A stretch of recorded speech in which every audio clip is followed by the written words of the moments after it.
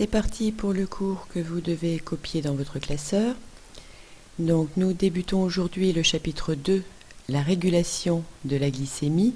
Maintenant que nous connaissons les enzymes capables de transformer les glucides, on va voir comment ça se passe dans notre organisme. En introduction, je vais vous demander de recopier ce schéma du livre, page 108, qui contient les informations donc déjà connues qui vont servir de base ici, à savoir un système de régulation basé sur un système régulé, avec donc un paramètre régulé, dans notre exemple ce sera la glycémie, et un système de contrôle composé de différents éléments, capteurs, commandes et effecteurs, avec des informations qui circulent entre eux. Vous avez vu ce système de régulation pour la pression artérielle en seconde et la régulation des taux d'hormones sexuelles en première S. Donc il s'agit de rappels que vous notez ici en introduction de votre cours. Pour la semaine prochaine, vous referez ce même schéma en grand sur une page entière, mais vous n'écrirez rien dans les différentes cases puisque nous allons trouver ces différents éléments au cours de ce chapitre. Début de ce chapitre par la mise en évidence du maintien de la constance de la glycémie en débutant par les valeurs physiologiques et pathologiques de la glycémie. Donc les valeurs physiologiques, ce sont les valeurs normales pour un individu en bonne santé et les valeurs pathologiques pour un individu qui a des problèmes concernant sa glycémie. Alors on voit ici la glycémie dans ce graphique 2A, page 131, n'oubliez pas de le noter dans votre cours.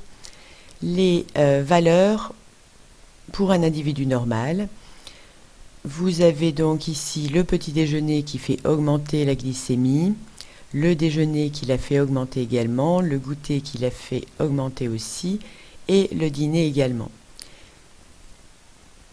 Donc pour une personne en bonne santé, on peut dire que la glycémie à jeun est comprise entre 0,65 et 1,1 g par litre de sang, avec une moyenne qui tourne aux alentours de 1 g par litre. Cette moyenne est appelée valeur consigne. Si la valeur de la glycémie est supérieure à cette valeur consigne de 1 g par litre, plus précisément au-dessus de 1,26 g par litre, on va parler d'hyperglycémie, donc une glycémie supérieure à la normale. L'individu est qualifié de diabétique.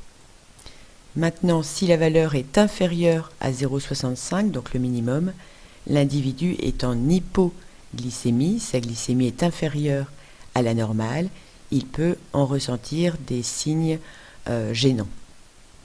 Dans les deux cas, donc l'individu présente des symptômes, il est malade, c'est-à-dire qu'il présente une pathologie, d'où la notion dans le titre de valeur pathologique.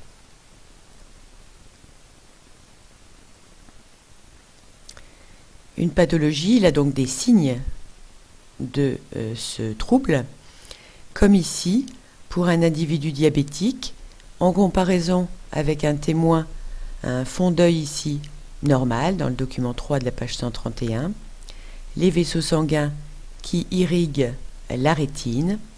Par contre, ici, on voit qu'il y a des dépôts de graisse, des dépôts lipidiques à l'arrière au niveau de la rétine, et des hémorragies qui se font dans les vaisseaux sanguins, qui vont amener à une baisse de la vision des individus diabétiques, voire à une cécité éventuelle, ce qui nous amène à dire que l'homéostasie, c'est-à-dire la constance, le maintien de la constance du milieu intérieur, est indispensable pour être en bonne santé et pour vivre normalement.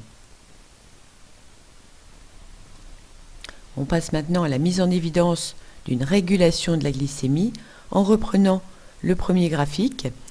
Vous avez vu une augmentation après chaque repas, mais vous avez vu également un rétablissement de la glycémie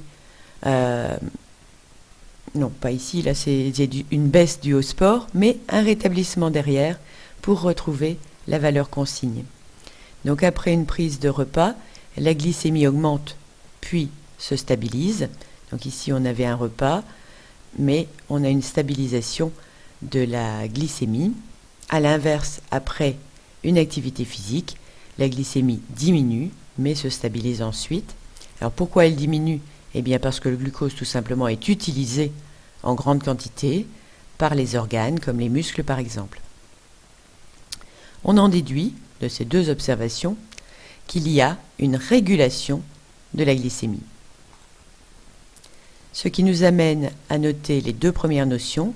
La glycémie est un paramètre du milieu intérieur.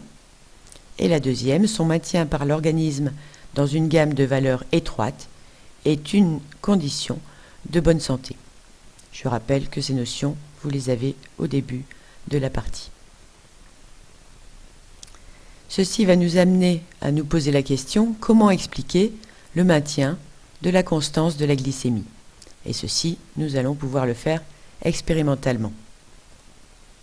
Donc, grand 2, cette constance va être possible grâce au stockage lors d'apport et grâce à la libération lors d'exercices physiques, par exemple, ou de périodes de jeûne. Tout d'abord, quels sont les organes de stockage ? Vous avez un tableau, page 132, qui nous indique, après une expérience mettant en jeu de la radioactivité, quels sont les organes dans lesquels on va trouver le plus de radioactivité, c'est-à-dire le plus de glucose stocké.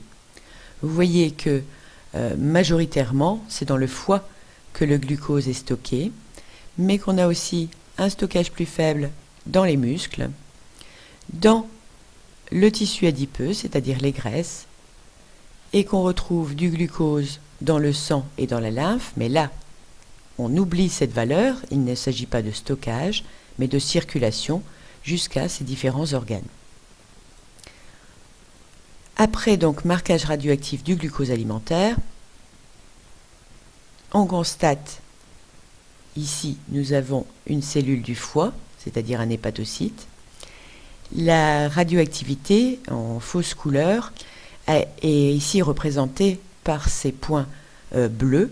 On voit qu'il y en a plein dans le cytoplasme.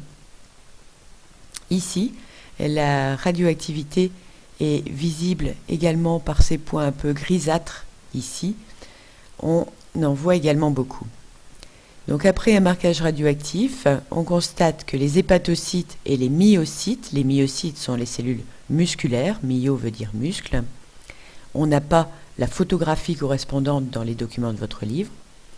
Stock sous forme de glycogène, donc c'est une autre molécule glucidique complexe qui est notre forme de stockage, tout comme l'amidon est la forme de stockage des végétaux. Nous stockons ce glucose sous forme de glycogène.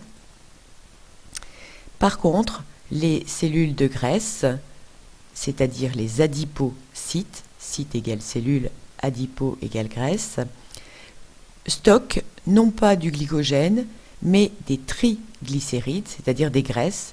Ils vont donc devoir transformer le glucose en ces nouvelles molécules.